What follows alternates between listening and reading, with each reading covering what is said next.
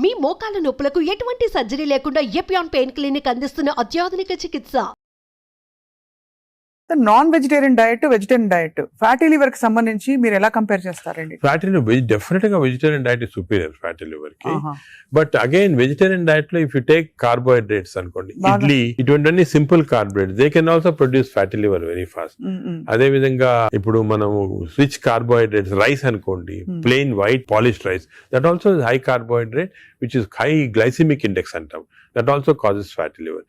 వెరాజ్ మిల్లెట్స్ చాలా తక్కువ chance of millets producing fatty liver. Non vegetarian లో certain thing, for example fish అనుకోండి, అదే ఎగ్ అనుకోండి, these are less associated fatty liver. To some extent chicken, but red meat again we know against it. So non-vegetarian manchidi kaadu, vegetarian manchidi kaadu. Depends on the item.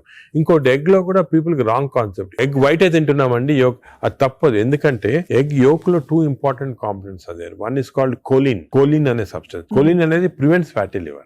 ఓహో, choline. So దానికే advise egg yolk మంచిది, తప్పుగా అంటే up to 4 eggs పర్వాలేదు. Beyond 4 eggs అంటే egg yolk తినకూడదు, up to 4 eggs తినొచ్చు ఒకటి.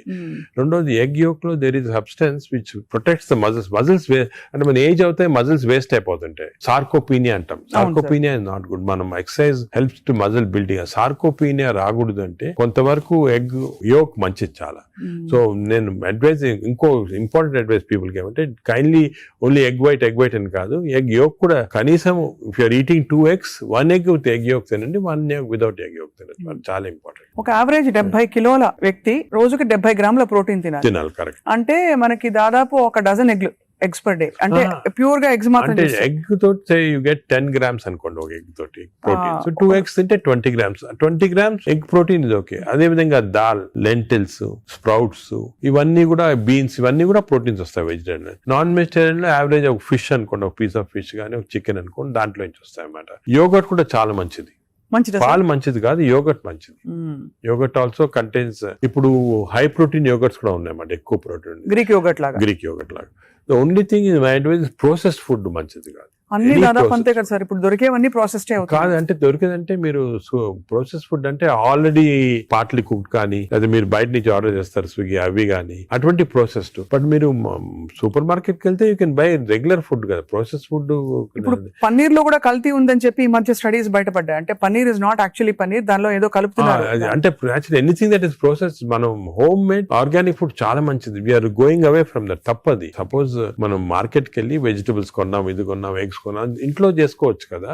ఆ సేమ్ థింగ్ మీ ప్యాకేజ్ దాంట్లో తీసుకున్నాం అనుకోండి, ప్యాక్డ్ ఫుడ్ లో ఈ నూడిల్స్ కానీ, వర్స్ట్ నూడిల్స్ దాంట్లో కార్బ్స్ ఎక్కువ ఉంటాయి, ప్రాసెస్డ్. ఈ ప్రాసెస్ ఫుడ్ లో ఏమంటే అల్ట్రా ప్రాసెస్డ్ అంటాం. Now in western countries they are called ultra process people. అంటే ఉట్టి అదే తింటారు మన ultra.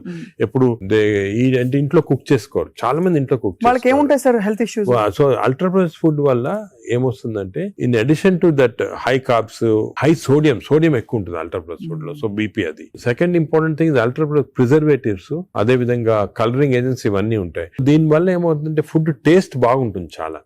It contains this tasty thing. ఈ టేస్ట్ వల్ల once you tend to eat more, number 1.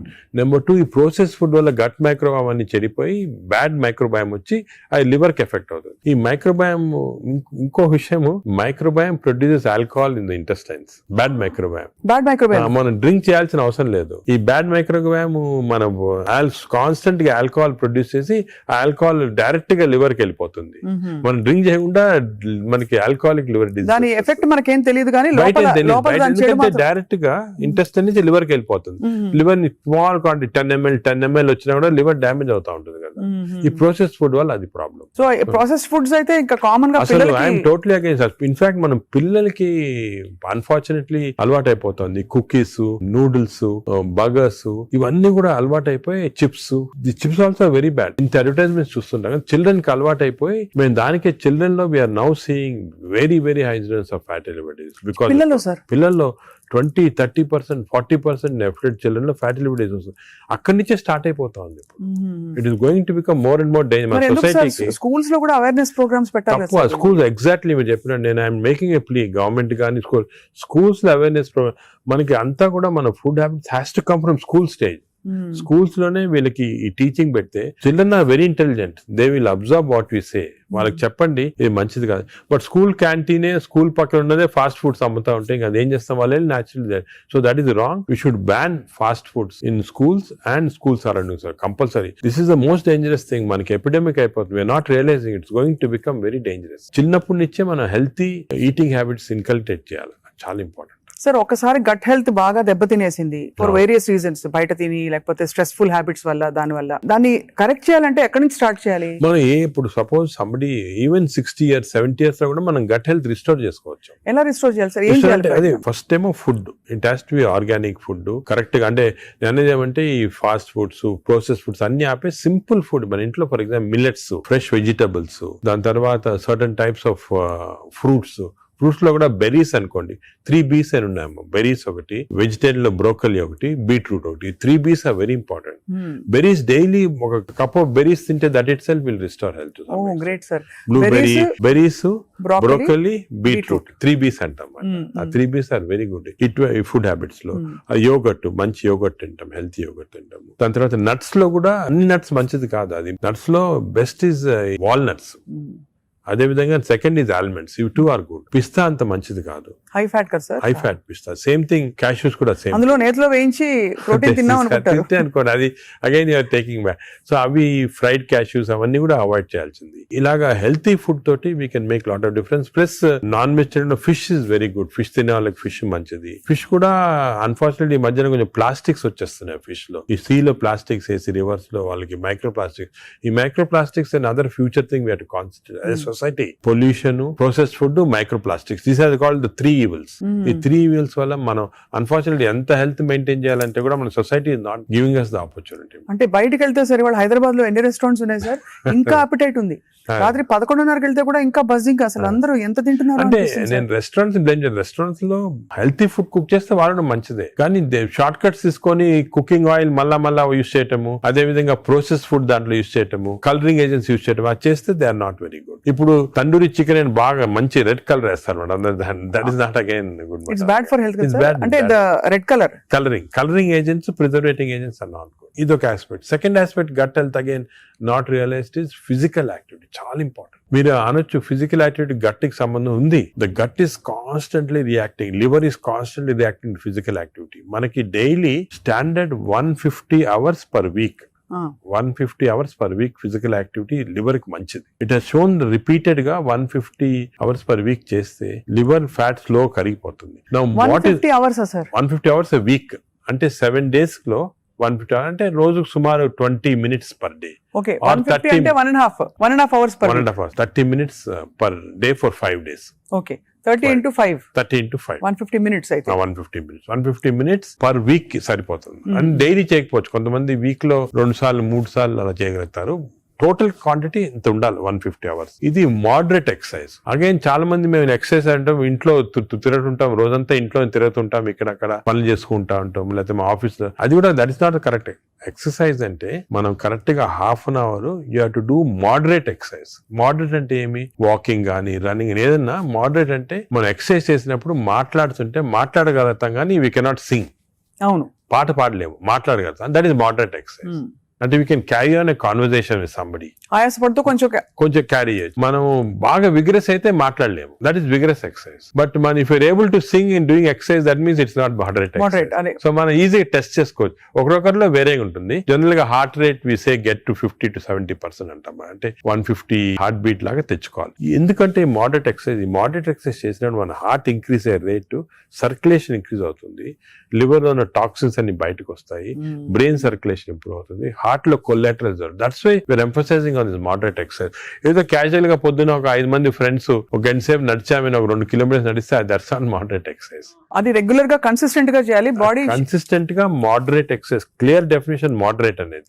Moderate exercise 150 hours a week చేస్తే definite గా we prolong life by 5-6 years. In fact every 5 minutes of exercise కి you prolonging life by 7 minutes. 5 minutes చేస్తే 7 minutes prolong చేస్తాం life. Sir, ఈ context లో మీరు ఇంతమంది stars ని ట్రీట్ చేశారు. AIG లో చాలా మంది top most stars of the country ఇక్కడికి వచ్చారంటే మీ దగ్గరికి వస్తారు. దీనికోసం కూడా వచ్చిన వాళ్ళు ఉన్నారు. వాళ్ళలో మీరు నోటీస్ చేసిన హెల్దీ హ్యాబిట్స్ ఏంటి సార్? అంటే అమితాబ్ ఇప్పుడు- బచ్చన్ గారు చాలా మంది వచ్చారు కదా సార్. చాలా నేను నోటీస్ చేసానంటే ఒకటి ఓల్డ్ స్టార్స్, కొత్త స్టార్స్, వాళ్ళని కూడా ఓల్డ్ స్టార్స్ కూడా చాలా మందిని ఐ టు ట్రీట్ అండ్ ఇప్పుడు కూడా కొంతమంది వస్తుంటారు. Old stars, new stars difference ఏమంటే ఈ కొత్త generation they are very health conscious. కొంతవరకు ఓవర్ హెల్త్ కాన్షియస్ అనొచ్చు. చాలా మంది కొత్త జనరేషన్ అంటే మన రామ్ చరణ్ గారు, ఈ generation ఆ గ్రూప్ లో they are very health conscious. బాగా ఎక్సర్సైజ్ చేస్తున్నారు, డైట్ బాగా మెయింటైన్ చేస్తున్నారు, వాళ్ళకి హెల్త్ అడ్వైజర్స్ ఉన్నారు. కొన్నిసార్లు కొంతమంది ఓవర్ వెళ్ళిపోతారు, అంటే మరి టూ మచ్ ఆఫ్ ఎక్కువ ప్రోటీన్ కూడా మంచిది కాదు. నార్మల్ గా 1 gram per KG body weight అంటాము. కొంతమంది 2-3 grams. Now there is a fashion 3 grams per KG body. అది మంచిది కాదు. కిడ్నీల మీద effect కిడ్నీ పడుతుందా పైన ఎఫెక్ట్ జనరల్ గా మంచిది కాదు. కరెక్ట్ ప్రోటీన్ తీసుకోవాలా. ఈ కొత్త స్టార్స్ ఏమైనా they are going very balanced. వాళ్ళ ఎక్సర్సైజ్ ప్యాటర్న్ గానీ, డయట్ గానీ, అంటే they are conscious that there should look good for people to see them అని చాలా బాగా చేస్తారు. In fact they are the healthiest people ఇప్పుడు. They are very restricted in their alcohol intake గానీ, దాంట్లో కూడా చాలా రిస్ట్రిక్టెడ్ గా చాలా కేర్ఫుల్ గా వెళ్తున్నారు. పూర్వకాలం అంత ఉండేది కాదు, కొంతమంది ఎక్స్ట్రీమ్స్ కి వెళ్ళిపోయేవాళ్ళు ఇంట్లో, అండ్ వాళ్ళు పెద్ద ఎక్సర్సైజ్ అది ఉండేది కాదంతా.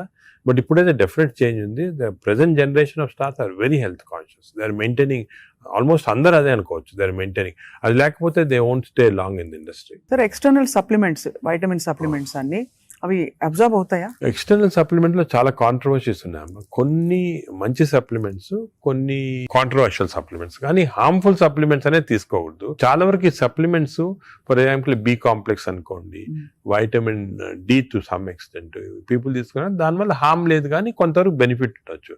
ఫర్ ఎగ్జాంపుల్ ఇయర్లీ మీరు 3 times a year ఒక 2 months వైటమిన్ డి తీసుకున్నారనుకోండి, సండే అలాగా, దట్ ఇస్ ఓకే. ఎందుకంటే మన అందరిలో వైటమిన్ డిఫిషియన్సీ ఉంటుంది. అదే B12 ఫోలిక్ యాసిడ్, ఈ రెండు కూడా డిఫిషియన్సీ, ఎస్పెషల్లీ వెజిటేరియన్ లో B12 ఫోలిక్ యాసిడ్ రెండు డిఫిషియన్సీ ఉంటుంది. అది తీసుకున్న హార్మ్ ఏం లేదు. ఒకవేళ అది ఎక్సెస్ అయినా కూడా యూరిన్ లో పాస్ అయిపోతుంది.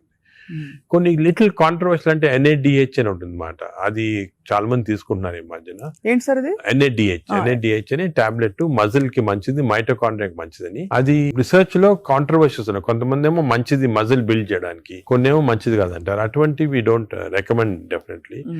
But some things like curcumin అనుకోండి, అంటే మనం ఫుడ్ లోనే వచ్చేస్తుంది కర్క్యూమిన్, అది మంచిది తీసుకోవటము. వైటమిన్ K అని ఉంది ఒకటి, వైటమిన్ K, అది వైటమిన్ K2 కొత్తగా వచ్చింది, అది కూడా కొంచెం కాంట్రవర్షియల్. అలాగా చాలా సప్లిమెంట్స్ వస్తున్నాయి. నేను అనుకునేది natural food, correct amount of protein, that is very important. తీసుకుంటే సప్లిమెంట్స్ పెద్ద అవసరం. అంటే మనకి సోర్సెస్ సార్, ఇప్పుడు ఒక చిన్న ప్రాబ్లం, సొసైటీకి ఉండే ప్రాబ్లం, వెజిటేబుల్స్ పెస్టిసైడ్స్ వేసేస్తారని, ఎక్కడ పండిస్తున్నారు, పటాన్ చెరువు దగ్గర అని నీళ్లు వచ్చేస్తాయి, మురుగు నీళ్లు దానిలో పండిస్తున్నారంటారు. పాల పదార్థాలు, ఆవులకి యాంటీబయాటిక్స్ ఇంజెక్షన్స్ ఇచ్చేస్తున్నారు, అది మనకు వచ్చేస్తున్నాయి అంటాం. కోళ్లు, ఎగ్స్ కూడా సేమ్ థింగ్, న్యాచురల్గా కేజ్ ఫ్రీ, అదే ఫ్రీ బర్డ్స్ అని, అదొక ప్రాబ్లమ్. ఇంకా పోతే ఇంకా మిగతావన్నీ మనకు తెలిసినవే. ఫ్రూట్స్ సేమ్ థింగ్, కార్బైడ్ పెట్టి పండిస్తున్నారు. సో మనిషి వెతుక్కుంటున్నాడు సార్ ఏం తినాలి, ఎలా తింటే బెస్ట్, నేను ఇంకా కొంచెం ఆరోగ్యంగా ఎక్కువ కాలం బతకచ్చు. అంటే మీరు చెప్పింది చాలా కరెక్ట్. ఇది ఒక పెద్ద టాపిక్, సెపరేట్ టాపిక్, రోజు మనం డిస్కస్ చేస్తాం అంతా. సార్ హౌ టు, మనకి సొసైటీలో అన్ఫార్చునేట్లీ ఇప్పుడు ఎస్పెషల్లీ సిటీస్ లో, ఊర్లలో అంత ఎక్కువ లేదు, సిటీస్ లో ఎక్కువ ప్రాబ్లం ఏమంటే ఈ contamination of food of various types, eggs నిచ్చి, మిల్క్ నిచ్చి, వెజిటబుల్స్ నిచ్చి, అన్ని దాంట్లో ఇట్స్ కమింగ్. సో ఎలాగ ఐడెంటిఫై చేసి how to go to organic. ఇప్పుడు ఆర్గానిక్ అనేది అందరికి అడ్వైస్ చేసాం, చాలా కష్టం, కాస్ట్ ఫ్యాక్టర్ ఒకటి, and agriculture can't sustain by just organic without this thing. అదే విధంగా మిల్క్ అనుకోండి, మిల్క్ లో మన ఫీడ్స్ లో మనకి మిల్క్ కి ఫీడ్స్ ఇస్తారు కదా, అవును, ఆవులకు ఫీడ్స్ వచ్చిన దాంట్లో ఆఫ్లోటాక్సిన్ అనే టాక్సిన్ కూడా వస్తా ఉంది. ఆ టాక్సిన్ వల్ల కొన్ని డ్యామేజ్ వస్తాయి. ఎగ్స్ కూడా కేజ్డ్ బర్డ్స్ గానీ, సో ఇవన్నీ కూడా మనకి డెఫినెట్లీ దెర్ ఈస్ కన్సర్న్. కొంతవరకు those who can afford it, organic food గానీ, ఇంట్లో గార్డెన్ చేసుకోవడం, గార్డెన్ ఫుడ్ తీసుకోవటం గానీ, అలాగే విధంగా పౌల్ట్రీ కూడా అలా చేయటం గానీ. ఫిష్ లో కూడా there is a ways of seeing that you don't get in to. ఈ ఫిష్ లో చెప్పేది micro plastics the problem. Fish అంటే of course oils to some extent మనం వీ కెన్ టేక్ పాలిఅన్సాచురేటెడ్ తీసుకోవచ్చు. అదే విధంగా యోగర్ట్ కూడా కేర్ తీసుకొని చేయొచ్చు. సో ఇది డెఫినెట్ గా ప్రాబ్లం. మిడిల్ క్లాస్ పర్సన్ కి ఇప్పుడు హై క్లాస్ ఫుడ్ దొరకాలంటే నాట్ ఈజీ, చాలా కష్టము. మనం as a society we should start thinking how to do it, how as we can అని నేను దీని గురించి చాలా ఆలోచిస్తుంటాను. ఒకసారి మనం డిస్కషన్ కూడా పెట్టుకుంటాను. తప్పకుండా sir, that will be wonderful sir.